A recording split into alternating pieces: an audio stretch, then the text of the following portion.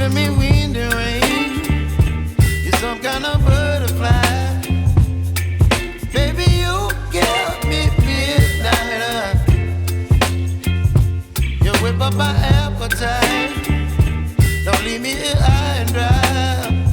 Oh, well, I don't wanna jinx it, baby, and twist myself at the spine. Don't wanna overthink it, baby. It's just twist your body and mine. Baby, you give me ice and fire. You're giving me wind and rain. You're some kind of butterfly. Baby, you give me midnight. You whip up my appetite. Don't leave me here high and dry. Oh, but I don't wanna jinx it, baby. Let's not get ahead of my time. Oh, but I don't wanna miss you, baby. So I stand up and speak just my mind. Oh.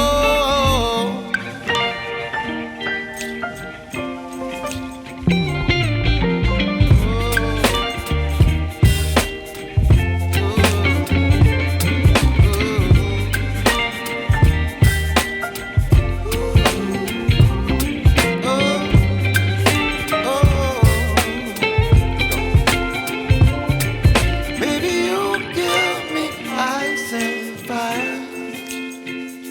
You're chilling wind and rain. The event was really successful, resounding success. Brought different people from different communities, different ages together. We had a wonderful evening, an awesome time getting to know people in the community, bonding.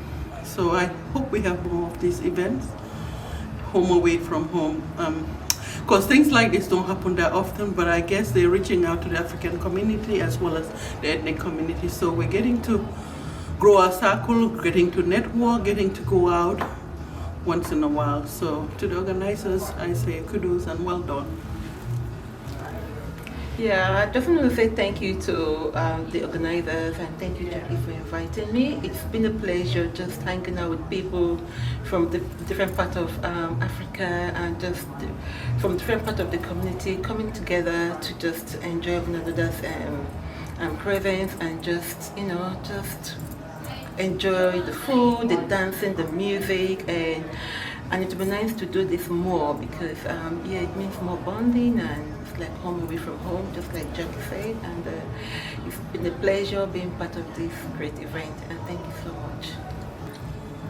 Well, the best part of the event, I will say the different talks, the advices people gave, because marriage is an institution ordained by God. It takes a lot give and take, but communication is key in any marriage. The food was great, really delicious and yummy. The dancing, I really enjoyed myself this evening.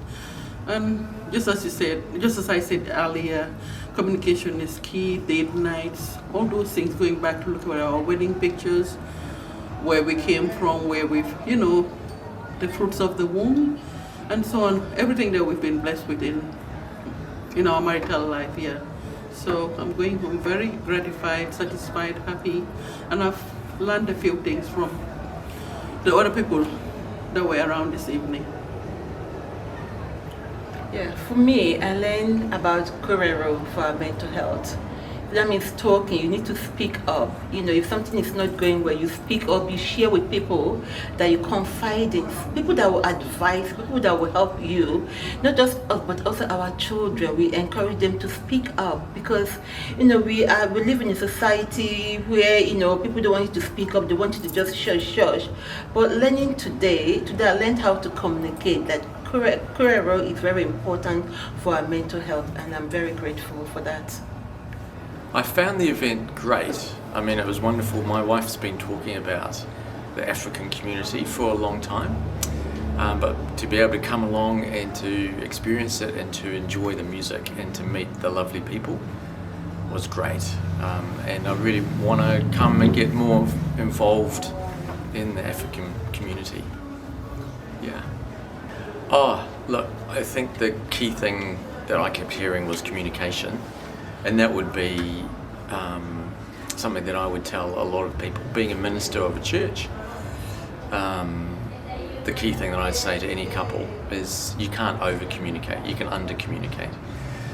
So you've got to always, even sometimes when you don't feel like it, you've got to be willing to communicate, and that of course includes listening, so active listening. So I fully, what was spoken about today was great, and I think that I would encourage anyone to take that on board. And the love languages as well. I think the love language is super important. It's probably one of the best things that for me and my wife has been to understand, because we can make assumptions, but to understand how the other appreciates love or how they experience love may not be the same for us.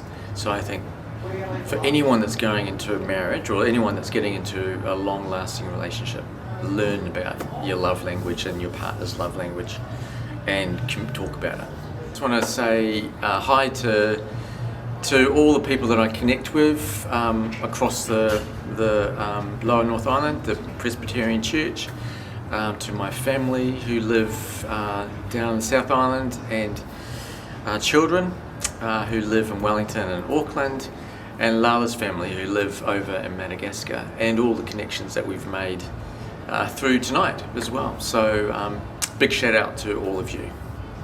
It's something that we have realized as African ethnic people. We do need to gather around each other and talk about our needs, talk about the things that's affecting us on our day-to-day lives. We've got so many things that do happen amongst us as Africans.